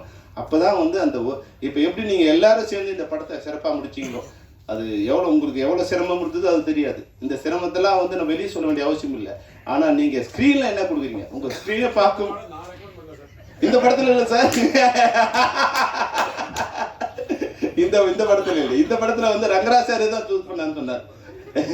அதனால் இந்த கஷ்டம்லாம் நம்ம எவ்வளோ கஷ்டப்பட்டோம். இப்போ என்னென்னா படத்தை ஷூட்டிங் போகும்போது ஷூட்டிங்கில் எப்படி இருக்குது, அங்கே 5 கேரவன் இருக்கா, 10 கார் இருக்குதா, இந்த என்ன கேமரா இருக்குது, இதெல்லாம் நம்மளுடைய பெருமைக்கு நம்மளோட ஈகோவுக்கு தானே தவிர அதெல்லாம் ஸ்க்ரீனில் வரப்போகிறது இல்லை. ஸ்க்ரீனில் என்ன வரப்போகுதுன்னா நீங்கள் கேமரா முன்னாடி என்னென்னலாம் இருக்கோ அதுதான் ஸ்க்ரீனில் வரப்போகுது. அதனால் அந்த அளவுக்கு மிக சிறப்பாக பண்ண இன்னைக்கு ராஜன் சார் சொன்ன மாதிரி சிறிய படங்கள்லாம், கதையுள்ள படங்கள்லாம், தரமான படங்கள் எல்லாம் மிகப்பெரிய வெற்றியை நோக்கி அடைஞ்சிருக்கு. அதனால் வந்து யாரும் இனி பயப்பட வேண்டிய அவசியம் இல்லை. நம்ம என்ன பண்ணிட்டோம், அரசனை நம்பி புருஷனை கைவிட்ட மாதிரி ஓடிடி வந்துச்சு, சேட்டலைட் வச்சுருந்து பேன் இண்டியா பண்ணுவோன்னு ஆரம்பிக்கும் போதே பேன் இண்டியா படம் பண்ணுறது. தமிழ்நாட்டிலே படம் பண்ண முடியாதவங்க பேன் இண்டியா படம் பண்ணி என்ன பண்ணுறது, எந்த ஊர்லேயும் ஓடல, அந்த ஊருக்கு படம் எடுக்கிறேன்னு அவன் சொல்கிறான் இது தமிழ்நாட்டில் நல்லா இருக்குங்கிறான். தமிழ்நாட்டில் பார்க்குறோம் சார் இது தெலுங்கு படம் மாதிரி இருக்கேன்னா அதில் ஒரு ஆர்டிஸ்ட்டு இதில் ஒரு ஆர்டிஸ்ட்டு எல்லாத்தையும் போட்டு பிரியாணி பண்ணணும்னா அதில் மட்டன் போடணும், நீ சாம்பார் போடணும்னா அதில் வந்து பருப்பு போடணும், ரெண்டுத்தையும் போட்டு பண்ணினா எப்படி இருக்கும். நான் எல்லாம் பேன் இண்டியா படம் பண்ணேன்னா முடிஞ்சவன் பேன் இண்டியா படம் ஜெயிலர் படம் பண்ணான்னா அதுக்கேற்ற ஆர்டிஸ்ட் போட்டு பேன் இண்டியா படம் பண்ணுறாங்க. நீ வந்து 2 கோடியில் படம் ஆரம்பிக்க போறேன்னா இதுவும் பேன் இண்டியா படம். அதை வந்து புளியை பார்த்து போன சூடு போட்டுட்டா மாதிரி நானும் பேன் இண்டியா படம் பண்ணேன்னு அது எந்த இந்தியாவுக்குமான இல்லாமல் படம் ஆயிடுது. அதனால நம் மண்ணுக்கான படங்களை நீங்கள் எடுங்க. நம்ம திரையரங்கில் படம் ரிலீஸ் ஆனால் மட்டும்தான் அது திரைப்படம். ஓடிடியில் வந்தாலோ சேட்டலைட்டில் வந்தாலும் அதெல்லாம் படம் இல்லை. நம் திரையரங்களை நம்மளை வாழ வைக்க வைக்கணும். நம்ம திரையரங்கு இருக்கிற வரைக்கும் சினிமா இருந்துகிட்டே இருக்கும். அதனால் ஓடிடிங்கிறது எக்ஸ்ட்ரா வருமானமாக இருக்கணும் தவிர ஓடிடிக்காகவே நீங்கள் படம் எடுக்காதீங்க. திரையரங்கத்தில் படம் எடுங்க. திரையரங்கத்தில் பார்க்குறவங்க தான் ரசிகர்கள். வீட்டில் பார்க்குறவங்களும் ஃபோனில் பார்க்குறவங்களும் அவங்களாம் ரசிகர்கள் இல்லை. ஆனால் அந்த வருமானம் தயாரிப்பாளர்களுக்கு வரப்போகிறதும் இல்லை. அதனால் திரையரங்களை வாழ வைக்கிற மாதிரியான திரைப்படங்களை தான் இயக்குநர்களோ தயாரிப்பாளர்களோ தயாரிக்க வேணும். அப்போது தான் தமிழ் சினிமா நல்லா வரும். இப்போ வந்து உண்மையாகவே தமிழ் சினிமா ஒரு நல்ல வளர்ச்சியை நோக்கி போயிட்டுருக்கு. அது ஒரு 3 நாள் 100 நாள் ஓடி வர வேண்டிய கலெக்ஷன் 3 நாளே வரக்கூடிய வாய்ப்பு இருக்குது. அது நீங்கள் நன்கு உணர்ந்து சிறிய திரைப்படங்களை இப்போது நம்மகிட்ட ரஜினிகாந்த் சார் டேட் இல்லை, அப்போ நம்ம என்ன பண்ணணும், 2 தான். நம்மகிட்ட பணம் இல்லை, ரஜினிகாந்த் டேட் இல்லை, அப்போ என்ன பண்ணணும், அதுக்கு ஒரு படம் இருந்தால் என்ன பண்ணணும், நம்ம அறிவு தான் பணம், நம்ம அறிவு தான் ரஜினிகாந்த். அதை சரியாக வச்சு நீங்கள் சரியான கதையை நீங்கள் பண்ணிங்கன்னா அந்த படம் அதோட காம்படிட் பண்ணக்கூடிய ஜெயிக்கக்கூடிய ஒரு நல்ல வாய்ப்பு தமிழ் சினிமாவில் இன்னைக்கு இருக்குது. நீங்கள் இன்னைக்கு படம் எடுத்தீங்கன்னா உலகத்தில் இருக்க எல்லாரும் படம் பார்க்கக்கூடிய விரும்புகிறாங்க. தமிழ் படத்தை உலகத்தில் இருக்க அனைவரும் தமிழ்நாட்டில் மட்டும் இல்லை தமிழ் படமாக பார்க்க விரும்புகிறாங்க. அவங்களுக்கு படம் பார்க்க அவங்க படத்தை இருக்க அவங்க விரும்பலை. நீ இங்கிலீஷ் படம் மாதிரி நான் இங்கிலீஷ் படம் மாதிரி எடுத்தலாம் இனிமேலாம் அந்த பருப்புலாம் வேகாது. இங்கிலீஷ் படத்தை நாங்கள் எங்கள் வீட்டில் நாங்கள் இங்கிலீஷ் படம் பார்த்துப்போம். தமிழ் படத்தை பாருங்கள். தமிழ் படத்தை தமிழ் படமாக உலகம் முழுக்க பார்க்க உலகத்தில் இருக்க அனைவரும் தயாராக இருக்காங்க. அதனால் சிறந்த தமிழ் படங்களை நீங்கள் தயாரிக்க வேண்டும், இயக்க வேண்டும். இது போன்ற கொஞ்சம் காதல் கொஞ்சம் முதலிலே வந்து அதனுடைய டைட்டிலே வந்து அந்த கதையை கொஞ்சம் சொல்லிட்டாரு. சச்சம்மா கொஞ்சம் கதையை சொல்லியிருக்காங்க. நிச்சயமாக காமெடியும் சரியான பாடலும் இருந்தால் நிச்சயம் அந்த படத்துக்கு ஒரு மினிமம் கேரண்டி இருக்கும். பாடல்கள் வந்து நல்லா இருக்குன்னு சொன்னாங்க. அந்த வகையில் இந்த படம் மிகச்சிறப்பான வெற்றி கொடுத்து அப்போ கேரங்க இது பண்ணார்னா பக்கத்து இலைக்கு பாயாசமாக இருந்தால் அடுத்து நானும் படம் பண்ண வந்துடுவேன். இந்த படம் வெற்றி அடைய வேண்டும் என்று ஒரு சின்ன செயல்நலத்தோடும் உங்களை எல்லாம் வாழ்த்து விடைபெறுகிறேன். நன்றி, வணக்கம். நன்றி சார். எல்லாரும் சொன்ன மாதிரி தமிழ் சினிமா இருக்கு அப்படின்னா அதை பங்களிப்பு, காப்பாற்றுற பங்களிப்பு உங்களுக்கு இருக்குது அப்படின்னு எல்லாருமே சொல்லியிருந்தாங்க. ரொம்ப சந்தோஷமா இருக்குது. உங்களோட டைம் ஸ்பெண்ட் பண்ணி கொஞ்சம் காதல் கொஞ்சம் மோதல் டீமுக்காக நீங்கள் வந்தது. It's very proud moment and thank you so much for your kind words and all that things. Okay, கொஞ்சம் காதல் கொஞ்சம் மோதல் இந்த படத்தில் ஒரு முக்கியமான கதாபாத்திரம் ப்ளே பண்ணியிருக்காங்க. எஸ், பரதன் அவர்களை ஒரு சில வார்த்தைகள் பேசுவதற்காக அன்போடு அழைக்கின்றேன்.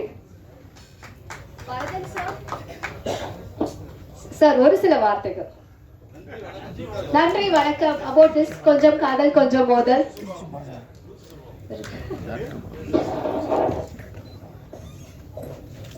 இங்கே நடைபெற்றிருக்க கொஞ்சம் காதல் கொஞ்சம் மோதல் திரைப்படத்தினுடைய இசை வெளியீட்டு விழாவிற்கு வந்திருக்கக்கூடிய பத்திரிகை துறை நண்பர்கள் அனைவருக்கும், அதே வேளையிலே இந்த நிகழ்ச்சிக்கு சிறப்பு விருந்தினராக வந்திருக்கக்கூடிய இயக்குநர்களுக்கும் முன்னணி நடிகர்களுக்கும் முதலிலே என்னுடைய வணக்கத்தை தெரிவித்துக் கொள்கிறேன். இந்த படத்தில் எனக்கும் ஒரு main role, second hero role பண்ணுறதுக்கு ஒரு வாய்ப்பு கிடைச்சிது. இந்த படம் வந்து கதை கேட்டோடனே ரொம்ப இம்ப்ரெஸ் ஆகி இந்த படம் எப்படியாவது நம்ம பண்ணணும் அப்படிங்கிற ஒரு ஆர்வத்தோடு நான் டைரக்டர்கிட்ட ரொம்ப நாள் ஃபாலோ பண்ணிகிட்டு இருந்தேன். மிகப்பெரிய ஒரு காமெடி பட்டாளங்களோடு குடும்பத்திற்கு ஏற்றவாறு குடும்பத்தோடு பார்க்கக்கூடிய ஒரு மிக சிறந்த படமாக இந்த வருஷம் இது அமையுங்கிற நம்பிக்கையோட இந்த படத்தில் நானும் எனக்கு கிடைச்ச வாய்ப்பை நான் பயன்படுத்தியிருக்கேன். ஆகவே இந்த படத்திற்கு மிக சிறப்பாக இசையமைத்து கொடுத்த இசையமைப்பாளர்களுக்கும் இந்த நேரத்தில் முக்கியமாக நான் நன்றியை தெரிவித்துக் கொள்கின்றேன். ஏன்னா அவர் பண்ணியிருக்க மியூசிக் மட்டும் இல்லை, ஒரு சில சீன்ஸ் நான் பார்த்தேன் எடிட்டிங் போயிட்டு இருக்கும் போது. மிக பிரம்மாண்டமான அந்த பேக்ட்ராப் மியூசிக்லாம் ரொம்ப நல்லா பண்ணியிருந்தாங்க. அவருக்கு என்னுடைய மனமார்ந்த வாழ்த்துக்களை தெரிவித்துக்கொண்டு, இந்த என்னுடைய இயக்குனராக இருக்கக்கூடிய எனக்கு இந்த வாய்ப்பை வழங்கிய என்னுடைய இயக்குனர் அவர்களுக்கும் இந்த நேரத்தில் என்னுடைய சிரம் தாழ்ந்த நன்றியை தெரிவித்துக்கொண்டு, இந்த படம் மிகப்பெரிய வெற்றி படமாக அமையும் என்பதிலே எந்தவித சந்தேகமும் இல்லை என்பதை கூறிக்கொண்டு வாழ்த்துக்களோடு விடைபெறுகிறேன். நன்றி, வணக்கம். தேங்க்யூ. முக்கியமான தருணத்துக்கு வந்துட்டோம். இந்த படத்தோட டைரக்டர். ஆக்சுவலாக நான் இந்த விஷயத்தை நான் இங்கே பதிவு பண்ணியே ஆகணும். சாரி, கொஞ்சம் டைம் எடுத்துக்கிறேன். நான் வந்து கான்ஃபரன்ஸ் ஹாலில் வந்து சார் கிட்ட பேசிட்டு இருந்தேன். ஆஃப்டர் ரொம்ப டிகேட்ஸ்க்கு அப்புறம் நாங்கள் வந்து ஒரு யங்ஸ்டர்ஸ் கூட சேர்ந்து படம் பண்ணுறீங்க சார், எதனால ஒரு கம்பேக் கொடுத்துருக்கீங்க, ரொம்ப ஹாப்பியாக இருக்குன்னு கேட்கும்போது, லைக் சாருக்கு வந்து ரொம்ப பிடிச்சது குட் நைட், குடும்பஸ்தன், இந்த மாதிரி பல குடும்ப படங்கள் ரொம்ப என்டர்டைன்மெண்ட்டாக ஒரு லவ் கலந்த படத்தை வந்து மக்களுக்காக கொடுக்கணும் அப்படின்னு வந்து சார் சொல்லியிருந்தாரு. சாரோட லிஸ்ட்டில் வந்து சும்மா இல்லைங்க, சில்வர் ஜூப்ளி ஹிட்ஸ் கொடுத்துருக்காரு. 50 நாள் இல்லை, எல்லா படமே வந்து 100 நாள் வெற்றி படமாக வந்து இயக்கியுள்ளாரு. அதில் வந்து உன்னை நான் சந்தித்தேன், உதயகீதம், உயிரே உனக்காக, நினைவே ஒரு சங்கீதம், இந்த மாதிரி பல வெற்றி படங்களை கொடுத்த இயக்குனர் இன்னைக்கு யங்ஸ்டர்ஸ்க்காக இப்போ கொஞ்சம் காதல் கொஞ்சம் மோதல் இந்த படத்தை இயக்கி இருக்காரு. அப்படிங்கும் போது ரொம்ப பெருமையாகவும் ரொம்ப சந்தோஷமாகவும் இருக்கு. ஸோ இந்த படத்தோட டைரக்டர் கே ரங்கராஜ் சார் அவர்களே பேசுவதற்காக பெருமையுடன் அழைக்கின்றேன். அனைவருக்கும் வணக்கம். இந்த படத்துக்கு வந்திருக்க அனைவருக்கும் வணக்கம். இப்போ இயக்குனருக்கு பெப்சி தலைவர் வந்து பொன்னடைப்படுத்துவார்.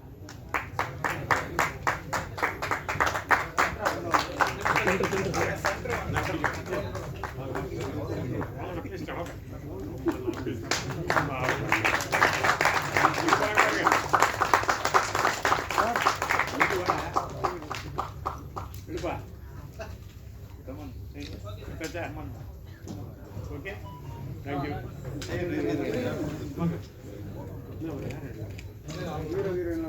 வராங்களா? வாங்க எல்லாம் சேர்த்துடுங்க. தேங்க்யூ தேங்க்யூ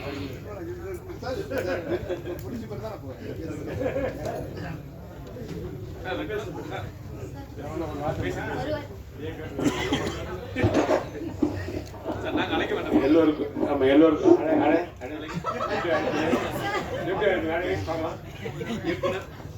இயக்குனர் எல்லாருக்கும் பிடிச்ச ரொம்ப காமெடி ஆக்டர். இதுக்கு மேல என்ன சொல்றது, இவரை பத்தி சொல்ல வேணாம், எல்லாம் திரையிலேயே பார்த்துருப்போம். நமக்கு எல்லாருக்கும் ரொம்ப பிடிச்ச ஃப்ரெண்ட்ஸ் அண்ட் வல்லவன், நிறைய ஹிட் படம் வந்து கொடுத்துருக்காரு. சாரி சார், ஏதோ தப்பா சொல்லிருக்கேன். உங்களை பார்த்தோன்னே எனக்கு பேச்சு வரல சார். சாரை பார்த்தோன்னே எனக்கு பேச்சு வரல. நானும் சச்செல்லாம் சின்ன வயசுல ஃப்ரெண்ட்ஸ். படம் ஆரம்பிக்கும் வந்தோம் சச்சு, நான் பின்னாடி கொஞ்சம் வந்தோம் அப்படின்னா உண்மையிலே ரொம்ப சந்தோஷமா இருக்கு. எனக்கு வந்து நினைவுகள் வந்து நான் சினிமாவில் வந்து ட்ரை பண்ணும்போது மதர்லாண்ட் பிக்சர்ஸ் போவேன். ரங்கராஜ் சார் டைரக்ட் பண்ணிட்டு இருப்பாரு. உள்ளே விட மாட்டாங்க பிள்ளை. அவங்க அஷ்டெல்லாம் தோற்று பாலானந்து உங்கள்கிட்ட இருந்தால் ஒர்க் பண்ணாங்க சார். பாலானந்து அவங்களாம் அங்கே இருப்பாங்க. பாலானந்து துரத்திடுவேன் நம்மளை, கிட்டே சேர்க்க விட மாட்டேன். ஆமாம், ராம்தாஸ் அதுக்கு மேலே. அதனால் பரவாயில்ல, கடைசியில் எப்படியோ சுற்றி வந்து நமக்கு ரங்கராஜ் சார் படத்தில் நடிக்கிறது ஒரு வாய்ப்பு கிடைச்சதுக்கு ரொம்ப சந்தோஷமாக இருக்குது. ரொம்ப தேங்க்யூ சார். அது ஏன்னா வாழ்க்கையில் நடக்காத ஒரு விஷயம் இல்லையா. ரொம்ப முயற்சி பண்ணேன் அந்த காலத்தில். அதுமாதிரி நிறைய படங்கள் வந்து ரவிக்குமார் சொல்லுவார்ல, எடுத்த படம் தான் ஓடாதுன்னு. அது மாதிரி எனக்கு எல்லா படமும் ஓடாது. எந்த படத்தையும் பூஜையில் நின்றுடும் பாதியிலே. அது கூட பரவாயில்ல. பெரிய குடும்பம் ஒரு படம் வசனம் எழுதினேன், நம்ம ஜோக்கு சொல்கிறேன் நான். அந்த படம் டைரக்ட் பண்ண சொன்னாங்க ப்ரொடியூசர் வந்து, ஜெமினி கலர் ஃபிலிம் லேபரேட்டரி. நம்ம பண்ண மாட்டேன்னு சொல்லிட்டேன். ரவிக்குமார் கேட்டேன், என்னடா போயிட்டு கேட்டேன், நீ டைரக்டராக தான் வந்தேன், அப்படியே பண்ண மாட்டேன்னு சொல்கிறேன். இல்லை சார், என் படம்லாம் ஃபைனான்ஸில் நின்று போச்சு. ஒரு படம் சென்சார் ஆகி பாயிண்ட் படத்தை நிறுத்திட்டாரு. 3 நாள் பூஜை போட்டு நின்று போச்சு. அதனால் நான் பண்ண மாட்டேன். ஒழுங்காக நீங்கள் சம்பளம் கொடுக்குறீங்க, நான் பண்ண மாட்டேன் டைரக்ஷன்ட்டேன். திட்டினார் ரவிக்குமார் சார், முட்டாள். அவங்கெல்லாம் ஃபைனான்ஸ்லாம் நின்று போச்சு படம். ஆனால் இது வந்து யார் தெரியுமா கம்பெனி?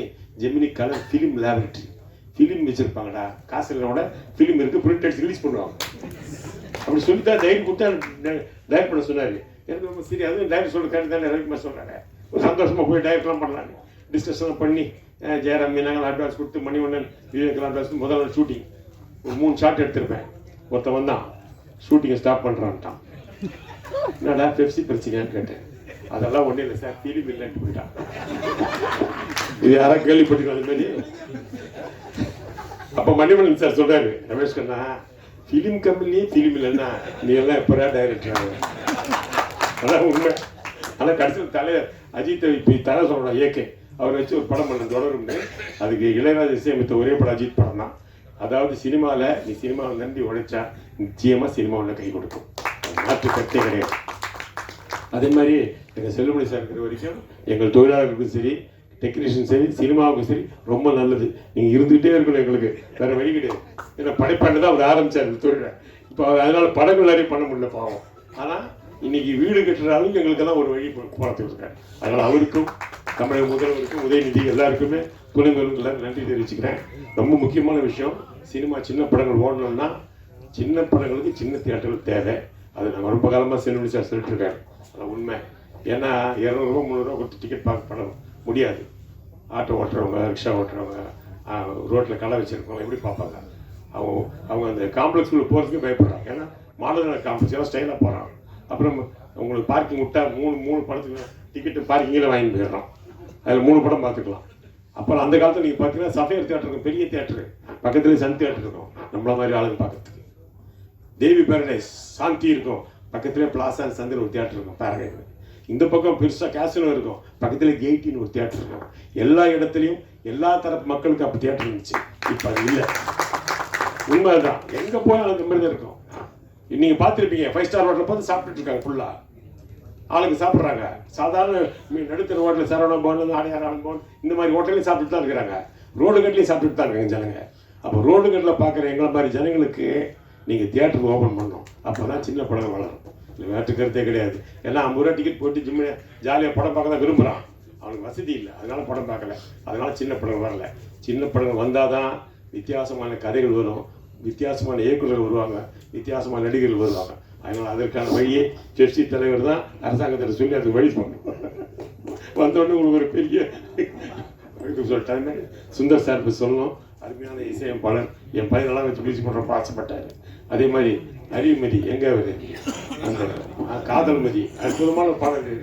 வணக்கம்யா, நான் அப்பொழுது கேட்டு எங்கே பார்த்து கவிஞர் பிக்காசோவின் தூரிகையை தேடிந்தார் அப்படின்னு அற்புதமாக எழுதியிருந்தீங்க.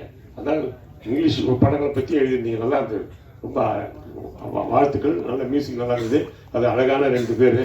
ஸ்ரீகாந்த் பற்றி சொல்ல வேணாம், எங்கே அவர் ஸ்ரீகாந்த் சூப்பராக அந்த படத்தில். நான் எப்படி ஹார்ஸ் ரைட் பண்ணுறேன்? எனக்கு தெரிஞ்சு சினிமாவில் ஹார்ஸ் ரைட் பண்ணுறது பிரபு சார் மட்டும்தான். இளைஞர் பிரபு மட்டும் தான் பண்ணுவார். ஆனால் நீங்கள் அற்புதமாக பண்ணாங்க, ரொம்ப ஆச்சரியமாக. வெரி குட், சூப்பர், ரொம்ப எக்ஸ்ட்ரா. அன்னைக்கு வந்து அவ்வளோ அற்புதமாக தைரியமா இல்லை சூப்பராக பண்ணேன். உண்மையிலே பாராட்ட வேண்டிய விஷயம். அதேமாதிரி அவங்கள பூஜிதாவும் ரொம்ப வெரி குட் ஆக்டிங், ரொம்ப நல்லா இருந்தது. ரொம்ப முக்கியமான விஷயம்னா பாடல் காட்சியில் கதைகளை சொல்கிறாங்க, அதுதான் ரொம்ப முக்கியம். சினிமா வெறும் எல்லாரும் 10 பேர் வருவாங்க, ஒரு 20 பேர் குரூப்ஸ் ஆடுவாங்க. இவனும் அந்த பொண்ணை லவ் பண்ணுற மாதிரி பாடுவான் பின்னாடி. அழகு அழகுன்னு அவனும் பாடுவான். இல்லை இவன் லவ் பண்ணுறானா ஹீரோ லவ் பண்ணுன்னு தெரியாது. அவனும் கூட ஒரே மாதிரி அவனுக்கு எப்படி தெரியல. ஆனால் இதில் அப்படி இல்லை, 2 பேரும் ஏமாத்திக்கிறாங்க. அதெல்லாம் கதையிலே டைரக்டர் சொல்லியிருக்காரு. அதான் உண்மை, அதான் டைரக்டர். படம் சினிமாவில் பாட்டில் கதையை சொல்லலாம், நம்ம இந்த பாட்டை ரசிப்போம். பாட்டு நல்லா கூட அழகாக பார்ப்போம். இப்போ இசையும் சேர்ந்து கதையை சேரும்போது படம் பெரும்பாலும் நிச்சயமாக அந்த படம் மாபெரும் வெற்றி அடையும். கொஞ்சம் காதல் கொஞ்சம் மோதல் நிச்சயமாக ஒரு அற்புதமான படம். ரொம்ப நாள் எடுத்தாங்க, ரொம்ப நாள் டைட்டிலே சொல்லலைங்க. இல்லை சார், படம் முடியலன்னு டைட்டில் சொல்ல, அது ரொம்ப முக்கியமான விஷயம். எனக்கு பிடிச்ச நடிகர் டெல்லி கணேஷ் அவர்களை இழந்தது ஒரு மாபெரும் துயரத்துக்கு இருக்குது. என்னோட அற்புதமான நடிகர் KR விஜய் மனம் நடித்தேன். படம் கொஞ்சம் காலம் ரொம்ப நாள் கழிச்சு தான் டைட்டில் சொன்னாங்க. அப்போ ரொம்ப நாள் யோசிச்சாங்க நினைக்கிறேன் டைட்டிலுக்கு. அப்படிலாம் யோசிக்காதீங்க சார், இப்போல்லாம் யோசிக்கிறது இல்லை. யார் பழைய படத்தை பராசக்தி, காதலிக்கு நேரமில்லை, அப்படி பழைய படத்தை டைட்டில் அழகாக வச்சுட்டு போயிடுறாங்க. டைட்டில் திங்க் பண்ண டைம் இல்லை டைரக்டர் வைப்போம். அதான் உண்மை. என்ன ஆகுது தெரியுமா சார், அந்த பழைய படம் அந்த காதலிக்கு நேரமில்லை சொல்லி பராசக்தி சொல்லும்போது அந்த படம் ஞாபகம் வருது, உன் படம் ஞாபகம் வர மாட்டேங்குது. அதான் உண்மை. பழைய படம் ஏன் டைட்டில் வைக்கிறீங்க, புதுசாக டைட்டில் வைங்க. அது ஒரு வழி பண்ணுங்க தயவுசெய்து. இந்த டைட்டில் பிரச்சனை அந்த காலத்துலேருந்து இருக்குது, இன்னும் இருக்குது.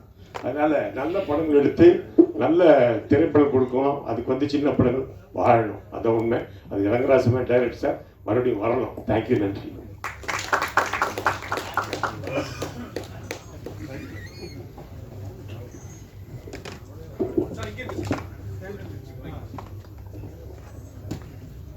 எங்களின் அன்பான வேண்டுகோளை ஏற்று எங்களை உற்சாகப்படுத்தும் விதமாக, ஊக்கப்படுத்தும் விதமாக இங்கே எங்களை வாழ்த்து வந்திருக்கிற உங்கள் அனைவருக்கும் என் முதற்கண் பணிவான சிறந்தாழ்ந்த நன்றி. குறிப்பாக ரவிக்குமார் அவர்கள், அவர் பேர் சொன்னாலே தெரிய வரும் விஷயம் என்னவென்றால், அவருடைய பிளானிங் என்ன எடுக்க போகிறோம் என்று 100% முடிவு செய்வார். அதில் கராராக இருப்பார். அதிலும் கோவப்பட தயங்க மாட்டார். அந்த வேலை சரியாக நடக்க வேண்டும் என்ற காரணத்திற்காக இந்த காம்பினேஷனில், இந்த குணங்களில் அவர் கமல் சார், ரஜினி சாரோட அவர் பண்ண பல சாதனை படங்கள் திரைப்பட சித்திரத்தில் மறைக்கப்பட முடியாத சில பக்கங்கள்.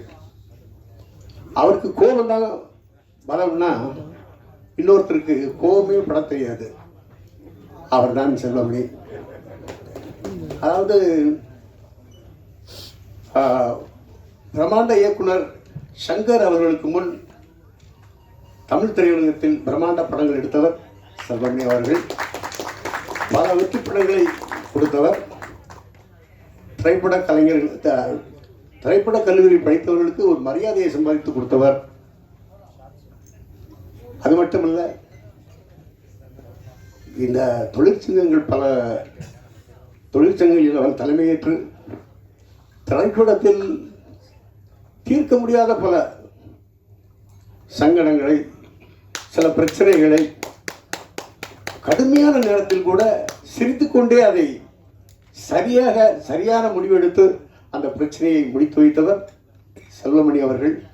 யார் வேண்டுமானாலும் அவரை சந்தித்து பிரச்சனைகளை சொல்லலாம், அதை அவர் சரியான முறையில் தீர்த்து கொடுப்பார்.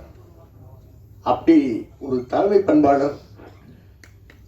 அவர்களுக்கும் ராஜன் ஐயா என்றால் அவருக்கு நக்கீரன் என்று கூட பெயர் வைக்கலாம். காரணம், மனதில் எதிர்பட்டாலும் அவர் நேரடியாக எந்த தயக்கமின்றி சொல்லக்கூடியவர்.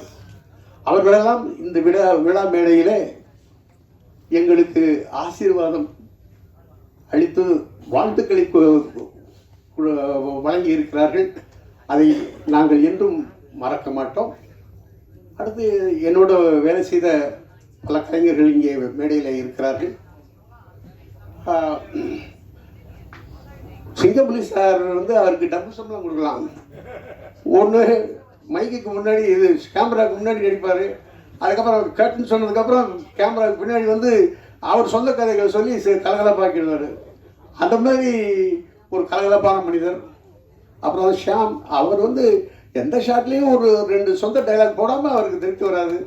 அப்படிப்பட்ட அற்புதமான நடிகர். அப்புறம் கேட்க வேண்டியது, சொல்லவே வேண்டியதில்லை. நம்ம ரமேஷ் கண்ணா அவர்கள், அனுபவன் அவர்கள், அவர்களின் இயக்குனர்கள் என்ற அந்த அனுபவம் எங்களுக்கு மிகவும் சிரமம் இல்லாமல் வேலை செய்ய முடிந்தது. அப்படிப்பட்ட கலைஞர்கள். மேலும் இந்த படத்திலே தாமோதரன் என்ற ஒளிப்பதிவாளர், கிருஷ்ணகுமார் என்ற கே மற்றும் காதல்மதி, நல்ல இசையை கொடுத்த ஆர்கே சுந்தர், இவர்களெல்லாம் எனக்கு மிகவும் பக்கபலமாக இருந்து ஒரு சிறப்பான படத்தை உருவாக்க உதவியாக இருந்தார்கள். இதிலே பத்திரிகையாளர்கள் மத்தியிலே, மீடியா நண்பர்கள் மத்தியில் ஒரு விஷயத்தை சொல்ல வேண்டும். நான் உங்களில் ஒருவன். இதை சொன்னவுடன் நீங்கள் நினைக்கலாம், இது என்னடா நேர இடத்துக்கு தகுந்த போல சந்தர்ப்ப வாரியாக பேசுகிறான் என்று நினைக்கலாம். சில தகவல்களை சொன்னால் உங்களுக்கு புரியும். நான் கல்லூரியில் படித்துக் கொண்டிருந்த போது ஸ்ரீதர் பாலச்சந்தர் அவர்களின் படங்கள் எனக்கு ரொம்ப இன்ஸ்பிரேஷனாக இருந்தது. அப்போது ஃபிலிமலேயாவில் கட்டுரைகள் எழுதி அனுப்புவேன். எம்ஜி வல்லபன் அதை பிரசுரித்தார். எனக்கு அது மிகவும் உற்சாகத்தை கொடுத்தது. சென்னைக்கு எம்ஜி வல்லபன் என்ற ஒரு பெயரை மட்டும் தெரிந்து கொண்டு சென்னைக்கு வந்தேன். அவரோடு நட்போடு இருந்தேன். அவர் சொன்னார், திரையுலகத்திலே உங்களுக்கு பலரையும் தெரிய வேண்டும் என்றால் பத்திரிகையாளனாக இருந்து பேட்டி கண்டு நம் பத்திரிகையில் எழுதுங்கள் என்று சொன்னார். அப்போது ஒரு சீனியர் டைரக்டர் பேசிட்டு இருக்காரு. அப்போது பல கட்டுரைகள் அதில் பிரசுரமானது. பத்திரிகையாளனாக நான் அதில் பணியாற்றி கொண்டிருந்தேன், ஃப்ரீலான்சராக. அப்புறம் அதில் கூட மௌனம் என்று ஒரு கதையை பிரசுரித்தார், என்னுடைய கதையை. அது கேசி ஃபிலிம்ஸ் அவர்கள் முதலிரவு என்ற பிள்ளை எடுத்தார். அப்புறம் 16 வயதிலே படத்தை பற்றி ஒரு ரைட்டப் எழுதினேன். அதை பார்த்த பாரதிராஜ் அவர்கள், யார் இந்த பையன் என்று கேட்டிருக்கிறார். என்னை பற்றி சொன்னவுடன் பார்க்க வேண்டும் என்றிருந்தார். நான் பெரிய அரிய சந்தர்ப்பமாக எண்ணி அவரை சந்தித்தேன். அப்போது அவரோடு ஏற்பட்ட பழக்கம். என்னுடைய விண்ணப்பத்தை ஏற்று அவர் உதவியாளராக ஏற்றுக்கொண்டார். இப்படி என்னுடைய திரையுலக வாழ்க்கைக்கு நான் பத்திரிகையாளராக இருந்தது ஒரு பாலமாக அமைந்தது. அதனால தான் நான் உங்களில் ஒருவன் என்று சொன்னேன். மற்றபடி எனக்காக சொல்லவில்லை, நமக்கு தெரிஞ்சிருந்தால் சப்போர்ட் பண்ணியிருக்கலாமே அப்படின்னு பின்னாடி நீங்கள் ஃபீல் பண்ணப்படுறது. அதனால தான் சொல்லுகிறேன். அதனால் உங்களின் அன்பான, பணிவான, பண்பான விமர்சனத்தால் இந்த படத்தை வெற்றி பெற செய்ய வேண்டும் என்று கேட்டுக்கொண்டு உங்களிடம் விடைபெறுகிறேன். Thank you, sir. Overall, congratulations for the team of Konjam Kadal Konjam Modal. So, save your day. March 14 திரையரங்குல release ஆயிருக்கு. வந்திருக்கக்கூடிய பிரஸ் மீடியா எல்லாரும் சப்போர்ட் பண்ணுங்க. கண்டிப்பா இந்த படம் பயங்கர வெற்றி படமா வரும். And thank you so much all. Thank you everyone. Thank you.